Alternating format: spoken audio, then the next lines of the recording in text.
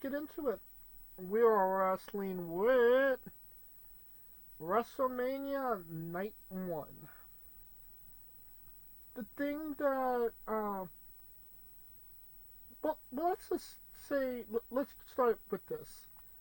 What was your thoughts on the show as a whole? Not put nothing, just night 1, not night 2. Personally, I think we had this conversation when I got back. I told you the show as a whole. Usually I do like a theme, right? I always have a theme with these things, and to me, this year the theme was a tale of two manias. It totally felt like two totally different manias. To me, night one, the undercard was like okay, and the main event was great. And then night two, the undercard was fucking amazing. And the main event, based on the finish, was like, So it was, because I put it this way: if night two ended with Punk, the the triple threat with Punk, Rollins, Reigns, I mean, that would have been a hell of a night.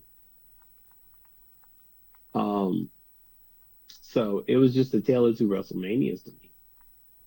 Um, being there, it felt like night one, everyone kind of understood the assignment of who to cheer and boo for, and night two was Bizarro World. I'm dead ass serious. When Dominic Mysterio is yelling, "I'm the greatest of all time," and everyone's fucking cheering him on, like he literally is the greatest of all time, something ain't right. Just saying. I thought night Just one, saying. I thought night 1 was pretty good. I don't necessarily have any like major problems with it. I would say that, like you said, everybody kind of understood the assignment, so to speak. So they were solid matches. I won't say that some of them were WrestleMania caliber. Um, and the other part of it was kind of pretty. It was pretty cut and dry, I would say. Where night 2 was a little bit more unpredictable, if that makes sense. Um, but yeah, it took place in Paradise, Nevada, Allegiant Stadium. Attendance was 57,000 and 33. You were there. Did it look like there was 57,000 people there, Kaliko?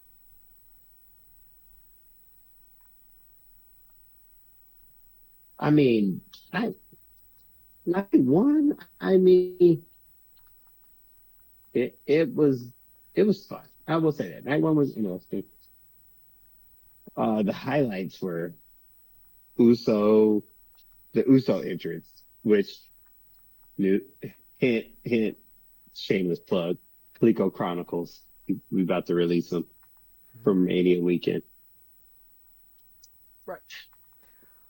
But yeah, it was night one was good. Watching CM Punk in person finally get that main event. It was just No. something.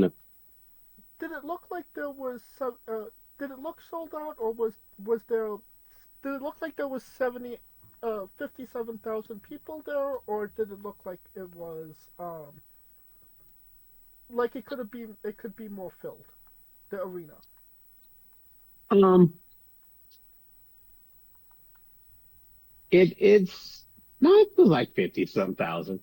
Because I've been in that stadium before. You can tell, yeah, it was about 50,000 easy.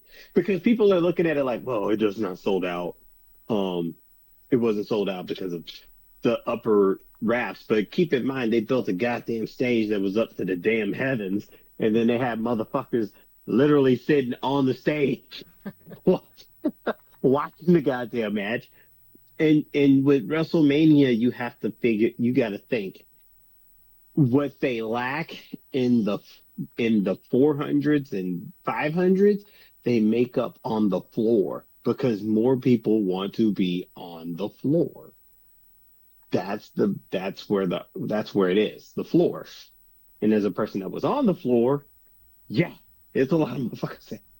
And there's a lot of motherfuckers of celebrities running around there, UFC fighters, MMA fighters, like Ruben and Jelly Roll and all these motherfuckers running around. So yeah, it was there. I'm telling you like this: when Uso came out, it was damn near 50,000. It was you couldn't tell me there wasn't 50,000 people in there, or at least 60,000. It kind of drew me. It this very much, showed that we're not in the Vince McMahon era anymore. The show, because the show didn't start off with America the Beautiful. It started off with the national anthem, which low key drew me off because, kind of accustomed to America the Beautiful as you know, the opener for WrestleMania. You know what I mean? The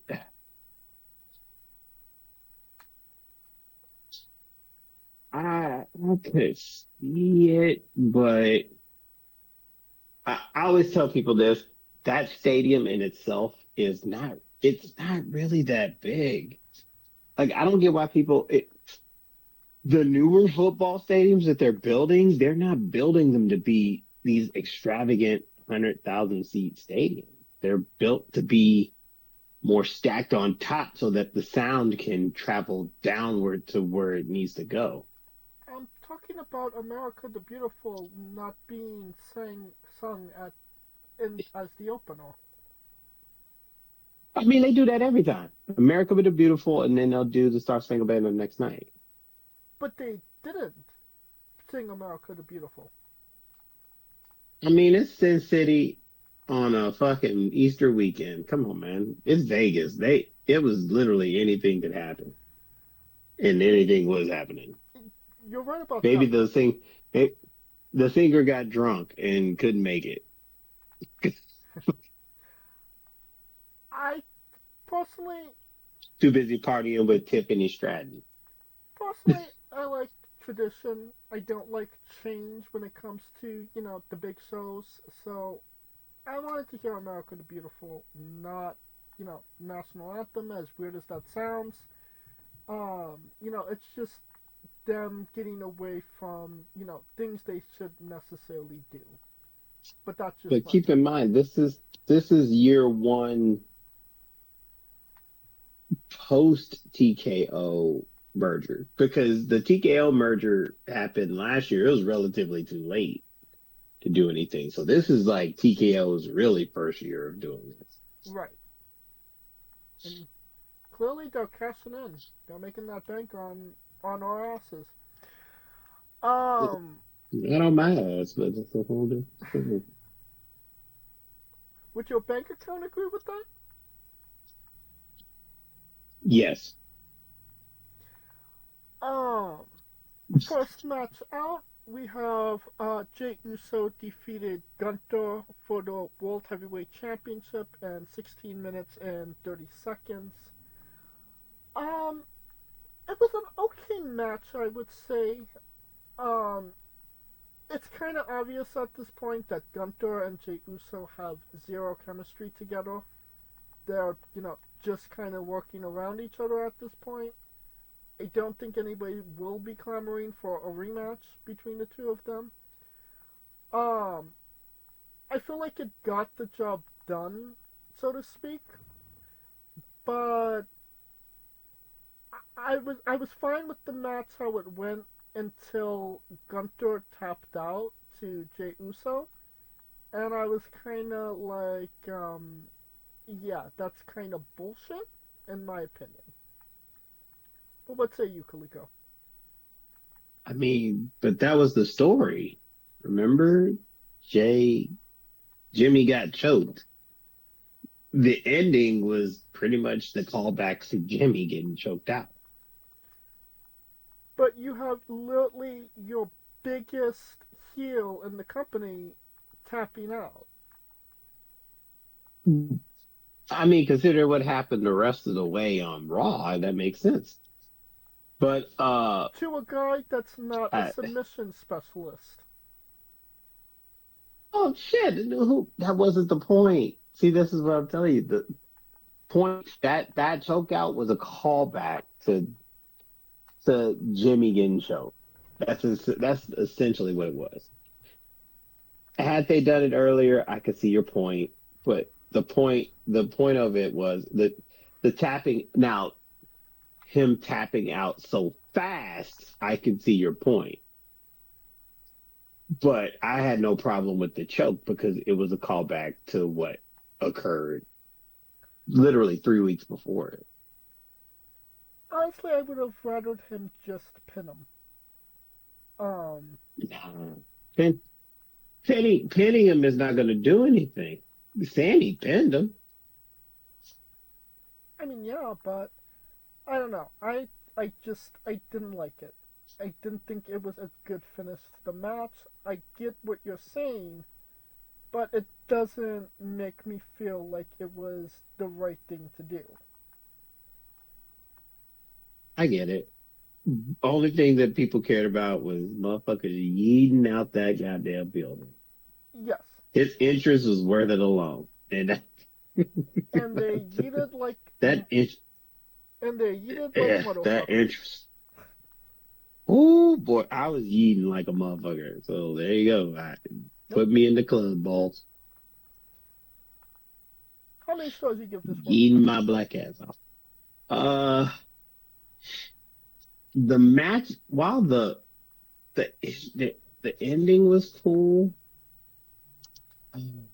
the match itself wasn't really that good. Like I said, had they not fought 3 times last year, 4 times in the last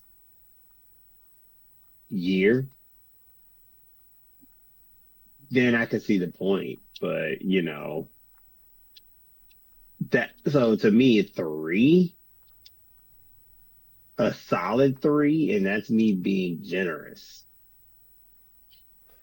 Right, and like I said, these guys. No shade to Jay, no shade to Gunter. They have zero chemistry together. They don't have good Mainly matches. because of the style. It's just the style. It's Jay. Here's the thing: Gunther's good. Yeah, It's just that Jay doesn't have a defined style as a singles wrestler. And I think that's what's hurting. I I can tell you, but I mean, I've seen Jay Uso have good matches with other guys. I've seen Gunter have good matches with other guys. They just, for whatever reason, can't come together to make it work between them. I mean, it's no. Wait a minute, Jay Uso had a great match with who? And not naming Roman and not naming a bloodline story. Where you're kind of cutting my feet right from under me. No shit, because everything, because that's my point. Like, and that's no shade to Jay. I'm just saying, for him to be in a tag team so long, I'm a big proponent of however long you've been doing something, it's going to take you long to get out of it, right? He's been in a tag team for 10 years. He's not just going to all of a sudden be a great singles wrestler in 4 years. And I'm saying as a great, like, great, I'm just saying in a sense where he's finding his identity as a singles wrestler, if that makes sense.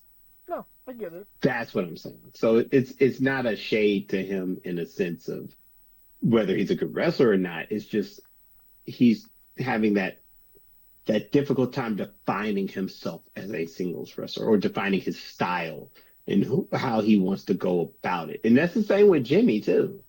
So I mean, just how it is. And to that, I say all the shade to Jay Uso. You ass at wrestling.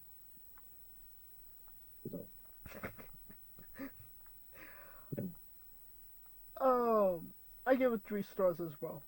Um, Saturday night main event on Saturday WrestleMania. Kind of, you know, copy and paste. But this was Yeah, I think Saturday Night Main Event was their better match. I don't know about that. I would say that this was maybe the better match. Because Jay won. I mean, bigger venue, bigger event, better storyline. I like I said, they don't have chemistry, but this was the most on they were with each other that they had been. Um, alright, Uncle Dave, right? Uncle Dave, you know what this is. Uh, guess that rating. It is another, this is the WrestleMania version of Guess That Rating. Alright, so it's the biggest show of the year, so that maybe adds maybe a star and a half a star, I would say. But it's not in the Tokyo Dome, so that subtracts 2 stars. I mean, Um, I'm gonna say that we're vibing with Uncle Dave and say he gave this 3 stars. a little higher. 3.5? Higher. 3 7/5. There's no way he gave this 4. Yeah, 3 7/5. Okay. We got the New Day, Kofi Kingston and Xavier Woods defeating the War Raiders, Eric and Ivar, to win the World Tag Team Championships in 9 minutes and 15 seconds. Um, if there was ever a pee break match, this would definitely be it. Um, Yep. And being in the crowd, yeah. I honestly, it was just, and once you see my video, you'll see why it felt like that because it felt like a 10-minute entrance with a 10-minute match and a 30-minute celebration. So by the time this shit started, everybody's like, shit, I'm spent from eating for fucking 40 an hour straight. right. Um, yeah. I mean, there's. I don't think there's a lot that could be said about this match, other than this could have taken place on the SmackDown prior. I honestly, Yeah, it could have taken place on Raw. Yeah, it could have. I would have kind of preferred Loki the Prophets take that spot, against either Champa and Gargano, or the Machine Guns, or Pretty Deadly, or literally anybody. But I will say the right team won. yeah. I mean, it's just a matter of, is Big E coming back to get that ass? Mm, honestly, th-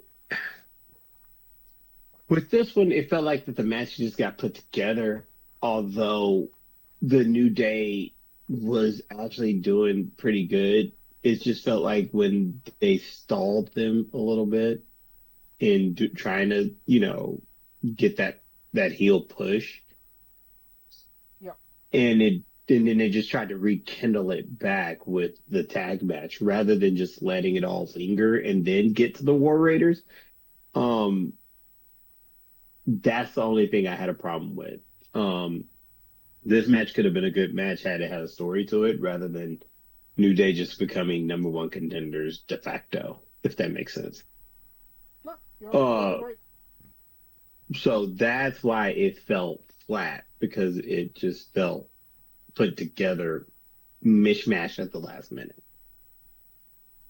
How many stars do you give this one? Oh man, like a three, 2.5 to 3, being generous. I mean, the right team won.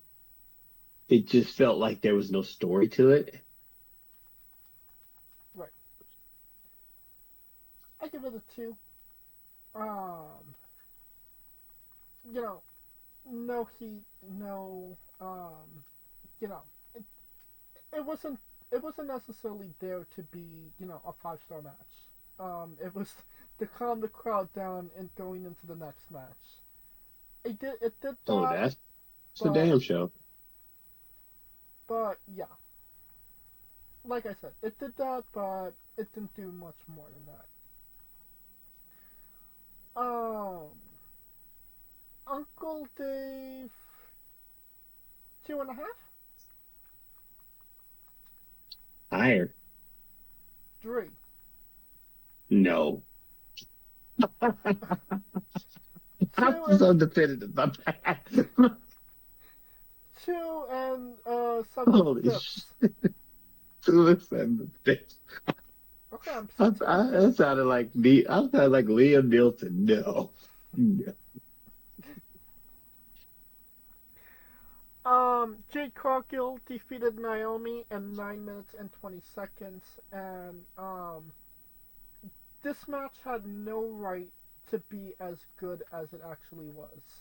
Um, I don't know if Jade Cargill just got that much better in a short amount of time, or if Naomi led her to a really good match, but everything just kind of clicked. It was brutal. You could tell that there was beef between these two girls without actually knowing the story. Um, there was a couple of really good spots with Jade Cargill catching Naomi, and then the spot where she turned on the electric chair into a power bomb. Yeah, for me, this just 100% worked. I don't know why it just did. Um, Solid ass match. What say you, Kalika? Because Naomi was the speedster and Jade was the strength person trying to catch her. I mean, it was a style. The style made the fight. And then the fact that they were beefing all together made it a little bit more intense. Um, Although Jade got the win, I thought Naomi looked good in defeat. Yeah, I would agree with that. So I feel like it's like even though she lost, it didn't hurt her. I mean, it can't hurt her when she never wins matches to begin with. Damn.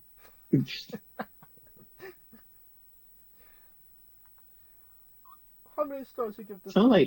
like sound like you just left Vegas, my guy. Like, right? Jesus Christ. I mean, it's not like I'm telling a lie here.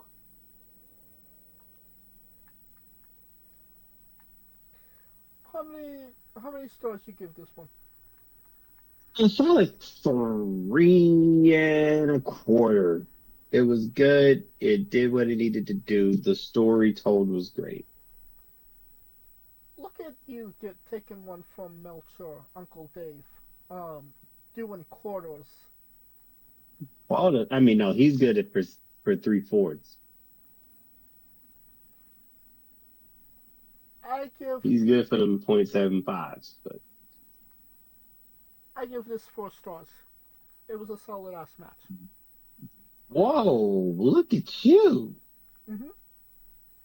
Can't tell you shit. Look at you. Um, Uncle Dave gave this 3 and 7 fifths, Lower, 3.5, lower.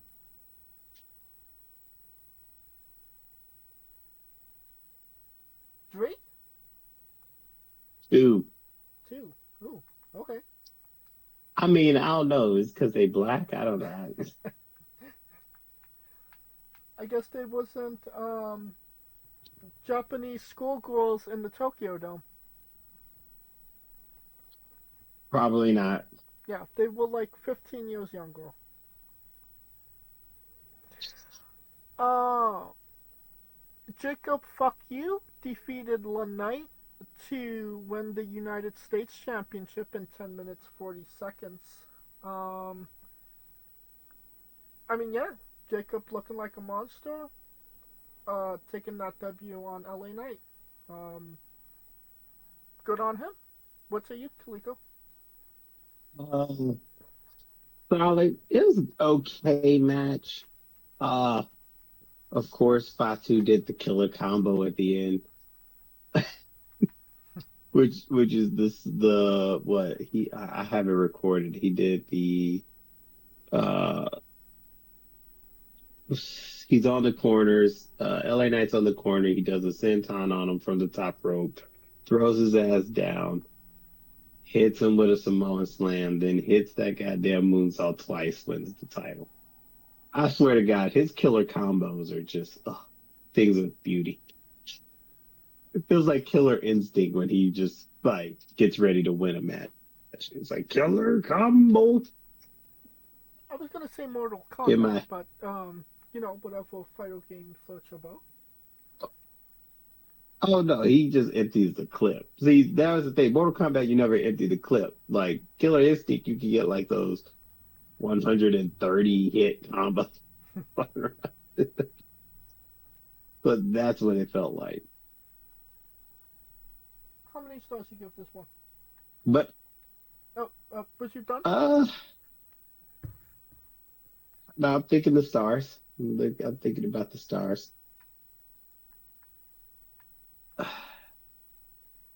Fatu's killer combo four. It's a thing of beauty. You have to see it in person when he does that shit. Just like when he empties the fucking clay. You might be the best match finisher I've seen in my life. Just like out here, just emptying it. You gave it 4. Mm-hmm. I give it 3. And Uncle Dave gives it 3.5. Higher. 3 7/5. 3 7/5. Next match we have El Grande Amalacano defeated Rey Phoenix in 7 minutes and 55 seconds. Next. This was a good match. You gotta at Not, least mention that. It was it was a really solid, good match, considering that they had no build and Rey Mysterio was replaced 24 hours before. it could have been just Chad Gable versus Ray Phoenix. I mean, yes, technically, but Chad Gable was in the Andre the Giant Memorial Battle Royal, so he couldn't be competing on SmackDown and WrestleMania. I mean, El Grande Americano got more WrestleMania wins than Chad Gable. Let that sink in. Because he's a legend. Uh, it, uh, I mean, obviously the story was with Rey Mysterio. The build was with Rey Mysterio. At some point, we're going to get Rey Mysterio versus El Grande, but until then, it is kind of is what it is. How many stars you give this? Uh, 3 because Ray took the loss on his second match in WWE. He spent all that hype on Raw just from the it literally 6 days later. Yeah, pretty much. Um, I give it 3.5. It was a solid match. And selfishly, I'm glad that Grande Americano got, a very well deserved win at WrestleMania. Um, no, selfishly, I just like the guy. So, More ha- WrestleMania wins than Mil Marascus. yeah, because Mil Mascaras, no yab. Yeah. Um, Speaking of yab, we'll get to Charlotte Flair in a minute. Um, but first, Dave Meltzer. 2 7/5. Yep. All right, vibing with Dave. Um, Next we have Tiffany Stratton defeating Charlotte Flair to retain the WWE Women's Championship in 19 minutes and 5 seconds. Uh, it was a solid match.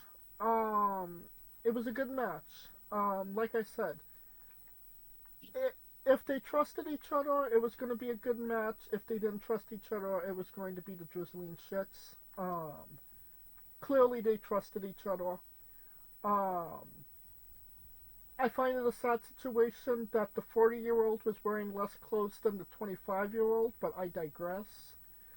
Um, but yeah, 40-year-old works hard for that body. uh, but yeah, they understood the assignment. The right person won. Zero complaints. What say you? I felt they were working stiff as shit. Maybe because I was ringside, it just felt stiff. As if they were like fighting. Like it felt like some duck if you buck type shit. To me, I could be wrong, but uh, it just felt stiff. I mean, Tiffy broke a tooth for crying out loud.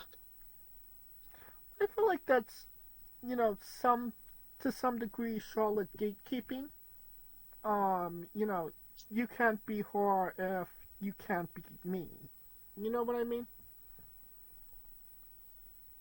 It, that could be the case, but it just, I don't know. I mean, the match was good. It just felt like they were like Charlotte really was laying something in there.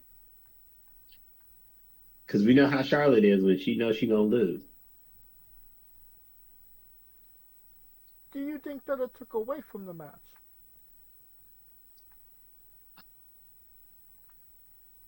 No, actually, to me, it worked within because I mean, keep in mind they spent weeks yelling about Ludwig Kaiser was trending more so now than he has in, in his career. So I'm just saying, like, it, it, it worked. It worked. It felt like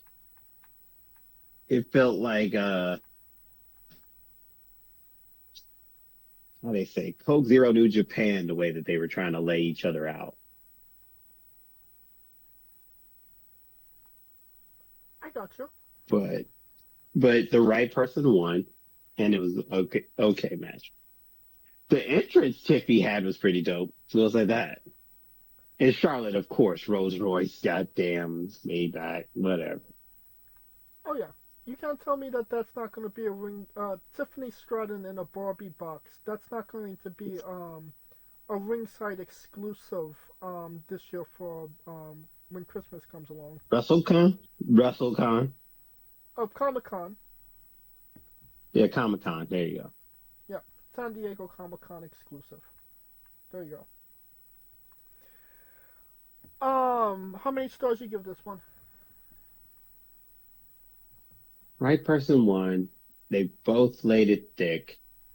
Tiffy broke a tooth. Char- Charlotte putting it in that ass. I'd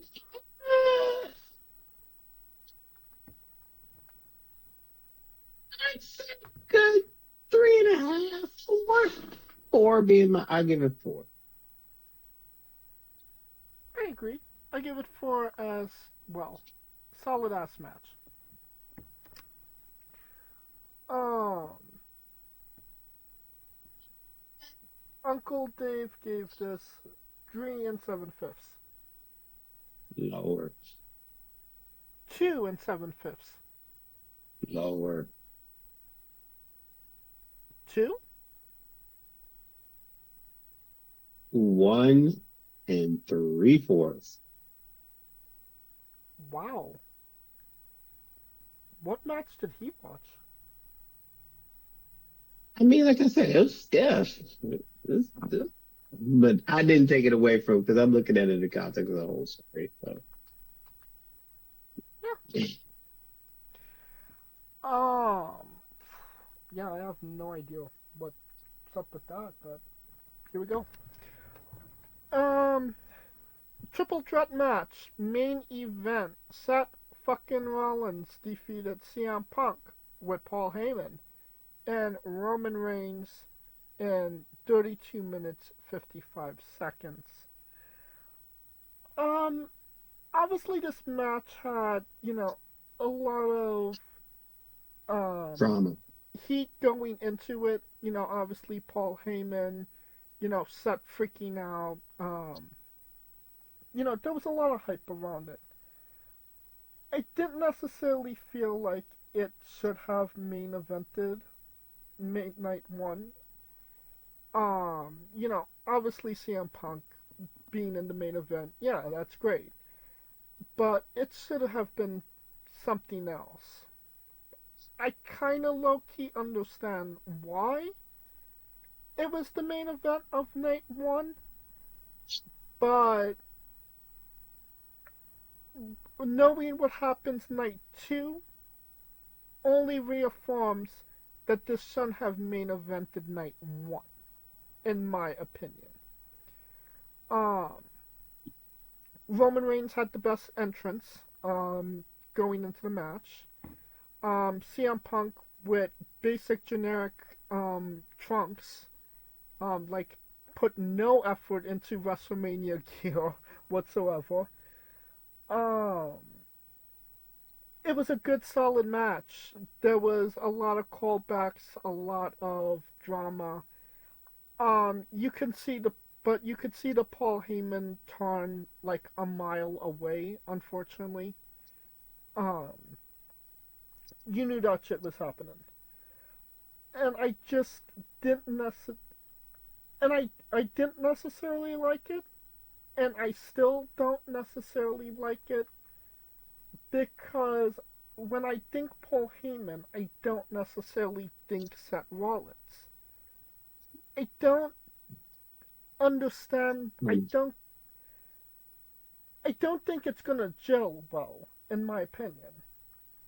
Obviously they're doing things with it. You gotta kind of give it time to cook. I get that, but like right off the bat, Seth Rollins with Paul Heyman. But what say you, Kaliko? I guess we watched two different ones because I thought this was the match of the night. I mean, granted, we knew the South was coming a mile away. It was just a matter of how you were going to get there. Right. Um, um, yeah, if you're looking at night one, this clearly was I mean, in my opinion, this clearly was the main event because you had three people who understood the assignments and knew how to tell stories and callbacks like it's nobody's business. And I'm telling you, the crowd was in it hook, line, and sinker. Even though everyone knew what was going to happen, it's just a matter of, it getting there. And I mean, Seth's interest was fucking fire. Literally. I felt Literally. that shit burning from my fucking feet. Anyways. She was burning from her seat. Um, of course, the drama of Roman walking down without the wise man, the CM Punk entrance. It wasn't about. I think it was just him being with Heyman and them having that fun one time, Right. and that was actually pretty good. The mannerisms in which uh Roman was looking at him, the callback to the Shield power bomb that it it clearly showed it clearly shows that even though Roman has done so much since that breakup, he still hasn't gotten over that breakup, right? I think that portrayal, I mean, that angle is the bigger angle out of all of this. Seth's been, I mean, not Seth, but Punk's been betrayed by Heyman before. Hmm. So that's nothing new to us. The new wrinkle is the simple fact that he still has this fixation on that Shield breakup. And honestly, the right person won. I I thought it would have been Punk, but Rollins winning makes sense because when the uh, the promo before May the what was it called, the go home promo, Rollins literally was sounded like it was a noble cause, and I could be like, well, damn, I'm right behind him. Right. Dead ass. The way he spoke it, it was like, well, goddamn, you got a point there, sir. Even though I like this dude, I can see the point that you're the part timers and the people coming back and grifting after everything is built, and he had that coming. And I think, see, you're looking at it from Seth being accomplished so much and never really got. But he's accomplished so much, so why would it make sense to be with Paul Heyman? Because I think Paul Heyman is going to elevate him into that Roman-esque stratosphere. Not in the sense of being a champion for 4 years or whatever the case may be, but in the sense of being mainstream. Because even though Seth has done it all there, his wife is way more mainstream than he is. Oh, for sure, Becky is more mainstream. So that's what they're gunning for here. And that's why I think it makes sense to get someone of that tier. And then, of course, with Raw, I mean, spoiler alert, Braun Breaker. So they're slowly building something there. Right. And he's the Monday Night Messiah. I guess it's the return of the visionary, the Monday Night Messiah, the whole thing. So hey, And again, I get where they're going with it. You know, obviously Braun is going to be a big part of what they're doing. Um, and it does make sense because Loki, Heyman has been looking at Braun Breaker for a hell of a long minute. If you seem to remember, he was in his corner in NXT back in the day. Um, so I don't want to say there's a connection there, but there's definitely, you know, he's wanted this for quite some time. So I mean that makes sense, and I do love the fact that um, Seth Rollins pinned Roman Reigns because the overall arc of Seth and Roman, even when Roman was untouchable and unbeatable in those 4 years, was he could not beat Seth Rollins clean one on one in a big match. That was the narrative, and even to this day, they're still going with that narrative, which I definitely appreciate it. I do I think think it's more of Seth is the eternal thorn in his side. He is the Achilles heel of Roman because Roman hasn't gotten over it. right. I mean, you're not wrong. That's definitely a good way of putting it. He's the Achilles heel of Roman. Um, I thought, like I said, I thought it was a good match. I got what they were doing. I just didn't like the placement of it, and But that's then what match would have been main event then? Io That's what I want. Rhea and Bianca. Oh no, no. Yeah. If no, because if that was the case, that shit should have main event at night two, based on what the fuck happened there. So I'm just saying. What? Well, it only reinforced what I feel that Io, Bianca, and Rhea should have main evented night one because of what happened night two. Ah, We're in what universe did a two-night WrestleMania end with two heels at the uh, as the victors? This honestly, this whole WrestleMania saga felt more like a higher stakes SummerSlam than a SummerSlam. WrestleMania. I get that. I in my mind though, I keep telling you, there are no heels. Did you feel like John Cena was the heel at the end of WrestleMania Night 2, Kaliko? Bro, 70% of that crowd was cheering for fucking John Cena. Was you cheering for John If Cena? I was not cheering for John Cena, my son was cheering for John Cena. The motherfuckers behind me was cheering for John Cena. There was more John Cena merch in that fucking city than I've ever seen in my life. I went to the superstore, they got limited edition John. This is what I keep telling y'all.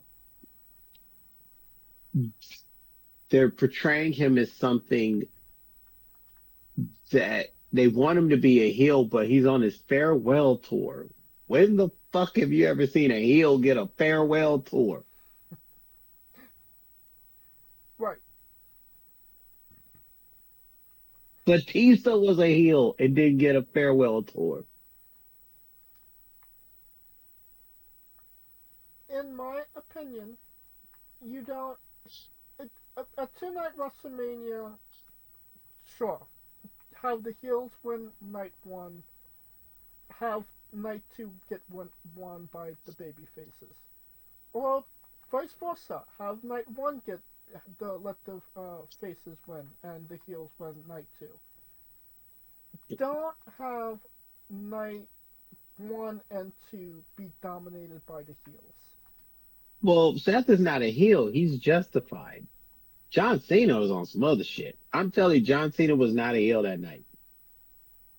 You, what heel gets thank you Cena as he's leaving the fucking building? I'm telling you, bro, it was bizarro. That's what I'm trying to say. Seth, you can make the argument that he's a heel, but he was not the heel. Paul Heyman is the heel, and Seth is the benefactor of it. I don't think he's even seen him because Seth has never really been. I mean, the last time he was really truly defined as a heel, what, 2020? Um, 2023 when he was fighting Cody. No, they boxed him as that because what they put him in a situation that like they put him in a situation like Cody, an insurmountable situation. dude, he attacked. Seth Rollins going against a returning Cody Rhodes. He Who attacked. wouldn't be booed in that situation? He attacked Cody Rhodes with his torn tricep and hit him with a sledgehammer in the back. And then he went on to fight Riddle and told Riddle that that his wife and children left him later that year. I mean, but who's this? This I could make the argument that's like a 4 year story arc of him being the Messiah, filtering out all these wannabes in wrestling who just return and try to gain off of the shit that he built. He was a heel in From 2023. Punk to he, from Punk to Cody to Riddle, I can make that argument in a 4 year story arc. I mean, you can make He's not really. He's not a heel, bro. To me, he's not. You're not cheering niggas' music as a heel. I'm just saying. I don't. Am I the only one? if he comes out next week with a brand new music, would he be a heel? He's not coming out with brand new music. So that's the damn. You might as well cut that shit short. It ain't happening. Good luck. Gunther's a heel. They ain't cheering his shit when he gets out there. They're not singing his fucking songs when he go out there. Who was the first? Charlotte is a It, heel. the They're triple not threat singing match. her goddamn song. Well, because it's not a banger. Um, that triple threat, Punk, Roman, Seth. Who was you cheering for? Who was I cheering for? Yeah. Punk. If you Mainly had because it was his first WrestleMania, and the first time I got to see him at WrestleMania in person. So yeah, that's the only reason I was cheering for him. Punk You was the say face. what? Punk was the face. If there was an alternative face and low key face, I don't. I'd rather call him a tweener than a face. Roman Reigns and But the master antagonist in all of this is Seth Rollins. they're all tweeners. I can make the argument they're all tweeners.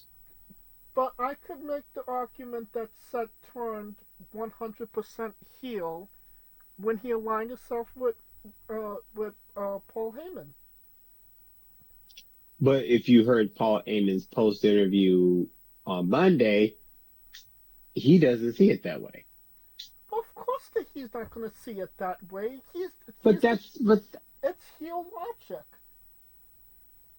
but my point, overarching point is that if you're going to say who was the heel in this, it is Paul Heyman is the heel.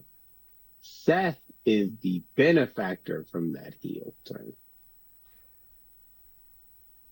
What do you think about this new faction that debuted on Raw? Seth Rollins, Paul Heyman, and now Braun Breaker. I think it's great. I think they're gonna. Go ahead. I think it's great for Breaker because they're aligning him with, obviously two major stars, Paul Heyman and Seth Rollins. I feel like it is just a vehicle to get Braun off the ground, so to speak. I am interested. I am genuinely interested to see CM Punk and Roman Reigns team up against Seth Rollins and Braun Breaker. So I think it's going to make for some great TV. In the long Oh, it's run. gonna happen. Yeah. It's gonna happen. The enemy of my enemy is my friend. That's literally the.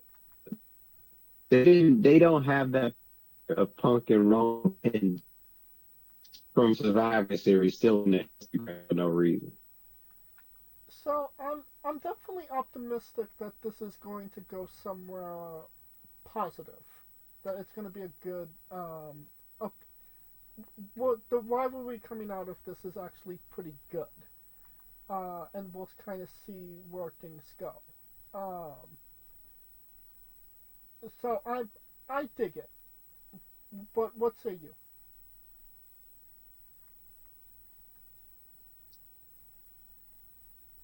this is partly the reason this all happened as well is because Punk is so busy being in the title scene. And that's the ultimate reason. Because now they're going to be hell-bent on trying to get this receipt for Heyman, but double cross them both. It's like two dudes fighting over a chick and the chick picks neither and goes with the other person. And you're like, what the fuck? It's literally what it was. Right. So, I mean, yeah, so that's going to hold them for a hot minute, and we're looking forward to it.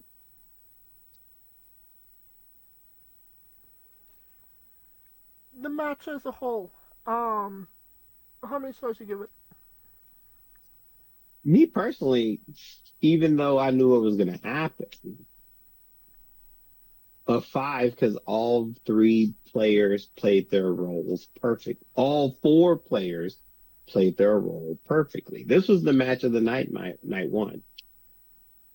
When you consider that lineup, this match to me, night 1, head and shoulders above everything. And I'm looking dead at the chair that I got for night 1. As I'm looking at it. I give it a 4. It was a good match. Didn't agree with the placement. Saw the turn a mile away. It didn't, detour my, my enjoyment of the match, but it definitely didn't add to my enjoyment. But then again, I guess I'm great on the curve being there in person. Right. That I was there t-shirt, 1-star boost.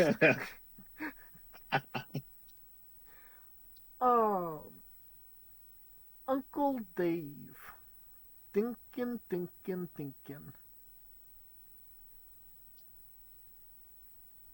4. Higher. 4 7/5. Damn right. See, he agrees with me. He agrees with me.